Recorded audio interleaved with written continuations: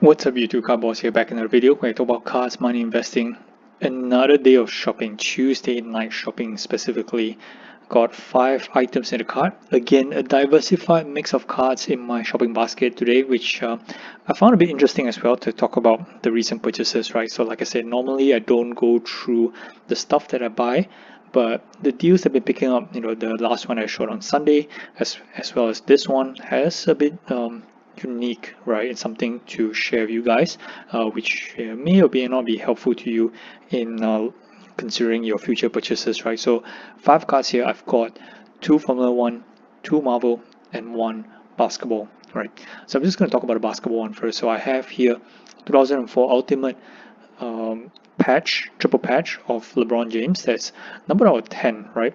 And this closed for $1,600, close to $1,700.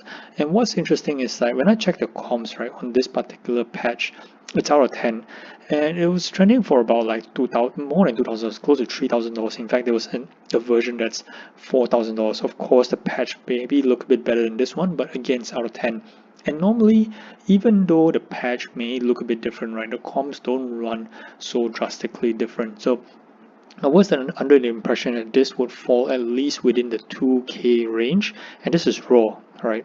So I have to actually have a look at the card when it comes in, right? Why hasn't it been graded before?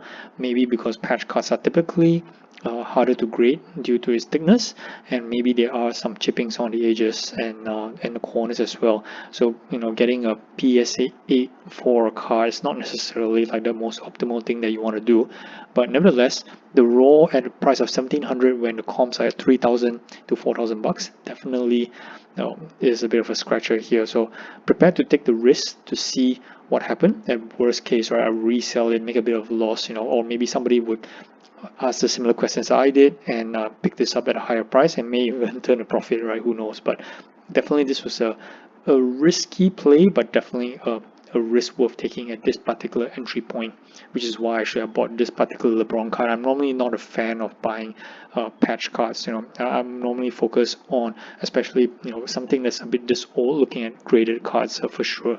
Okay. Now I'm going to talk a bit about the 2 F1 cards. So here I got a Pierre Gasly purple refractor. That's our 399 PSA 8. Nothing really spectacular over here.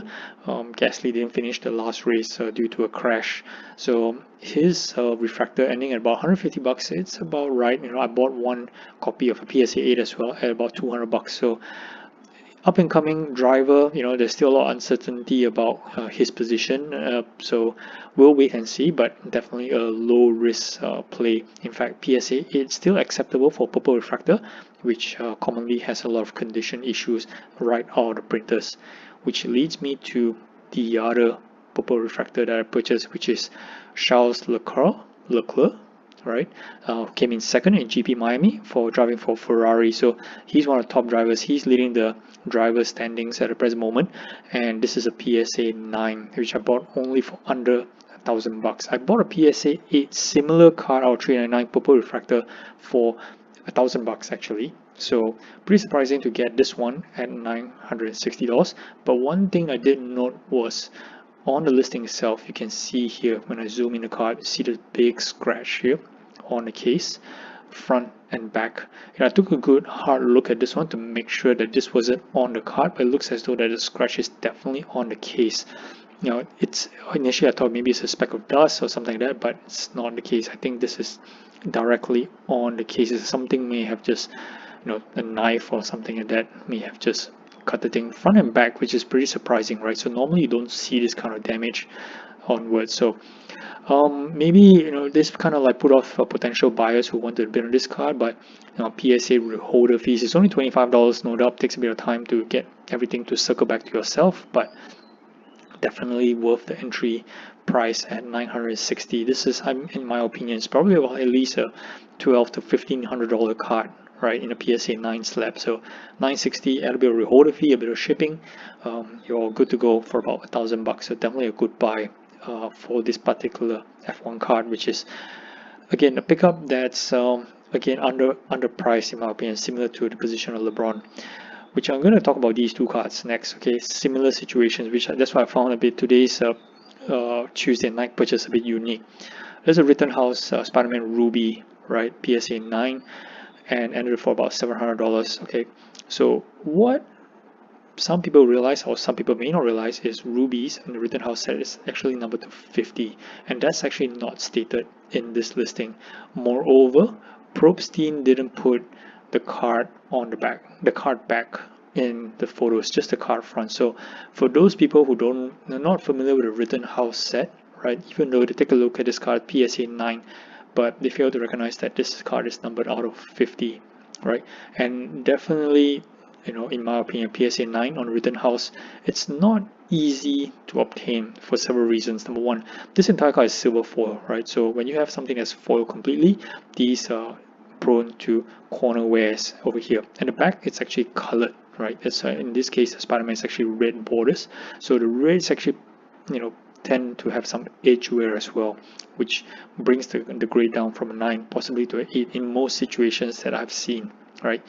And so, and of course, there's a centering as well. This Rittenhouse was actually not cut pretty well. I've seen some examples whereby it's actually slightly miscut, though I do understand why, a min 9 to cater for that off centering in some instances. The photos are not clear enough to see how bad the miscut was on the back of this card, but definitely $700 worth the gamble, if you ask me, right? Again, fair market value on this card maybe a thousand or more. So I think this went under radar for the fact that it didn't have a card back photo, as well as not specified here to be a card that's numbered out of 50. And the last one here, Vibranium 2015, this is Star-Lord, right? Vibranium, that's 4 out of 5. So this specified the serial number 4 or 5, but what's missing here is the card itself, the bar, BR, right? So if you are searching for the bar, right, so obviously this is not gonna pop up in your list, because I know there are some people who are set collecting, they're chasing, they probably have the refines, they have the radiances, they are now looking for the bars, and by inserting a search with a bar, this is not gonna come up, which is why I think in most Vibranium bars they have seen, right, they have gone at least right, $600 to $700, right, which is what the price range is for this. But you're talking about characters that are non-popular characters, right? And the Vibranium set, 90 cards in the checklist is full of non-popular characters. I believe there's only like maybe 20 characters that has some level of significance, and definitely Star-Lord falls under one of those categories. And for this to go at $700, definitely this one is to me a steal. There is some condition issues on this Star-Lord. I noticed there was a little bit of a nick in the corner, a bit of whitening as well. So this is obviously not a Gem 10 Star-Lord, right?